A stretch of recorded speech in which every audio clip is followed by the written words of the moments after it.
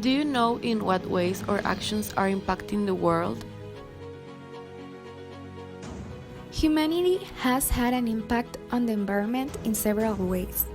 The effects include water quality, environmental pollution, and greenhouse gas emissions, depletion of natural resources, and contribution to climate change. For example, technology can help or harm the environment. This depends on how we use it. As an added effect, it produces greenhouse gases. These are gases in the atmosphere that trap and reflect heat and radiation back to the planet's surface. While some of the impact of computers and the internet has unfortunately been negative, much of it has also been positive. Here are just a few of the ways that technology is helping to improve the environment. It helps us to develop and produce new materials that are sustainable and do not harm the environment.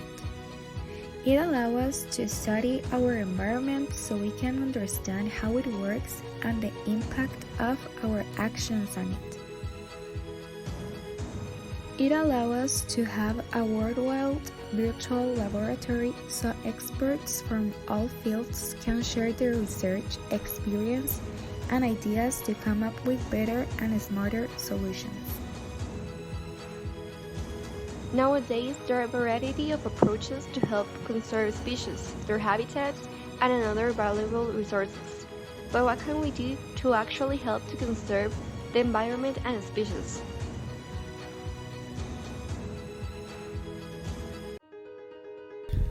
Walk. Whenever possible, walk to your destination instead of driving. It is good for your body and the environment. Never waste food. It takes a tremendous amount of effort and resources to produce food. Use up the items in your fridge before going back to the store. Always take your leftovers home from a restaurant, ideally with a reusable container that you bring with you.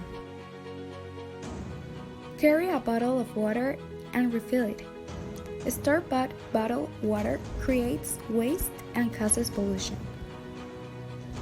And be a minimalist. He can teaches you that you don't need a lot of stuff to be happy. And the more items you take with you on the trail, typically more uncomfortable you are. Be a conscious consumer. Repair gear and clothes. It's amazing what duct tape and a needle and thread can do. In Guatemala, there are many associations that are working for the conservation of the environment and species. For example, Grepalma. This entity is focused in the protection of the soil, its properties and nutrients, and it tries to guarantee the responsible use of the resources.